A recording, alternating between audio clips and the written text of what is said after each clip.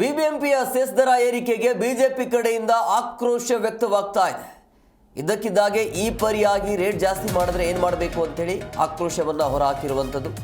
Cess ದರ ಹಿಂಪಡೆಯಲು ಈಗ ಬಿಜೆಪಿ ನಿಯೋಗ ಮನವಿ ಮಾಡಿದೆ.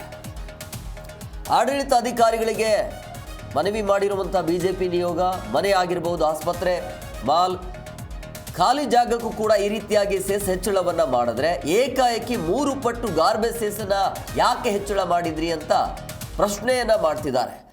500ರಷ್ಟು ಕಸದ ಸೆಸ್ ದರ ಏರಿಕೆ ಮಾಡಿದ್ದಾರೆ. ಸೊ ಹಂಗಾಗಿ ಅದನ್ನು ಹಿಂಪಡೆಯಬೇಕು ಅಂತೇಳಿ.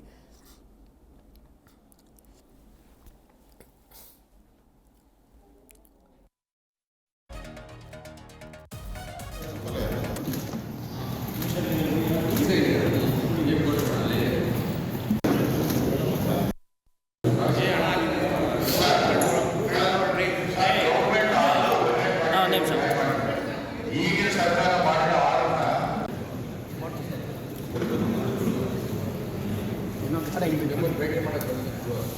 Free advertisement ಕೊಡುಗರು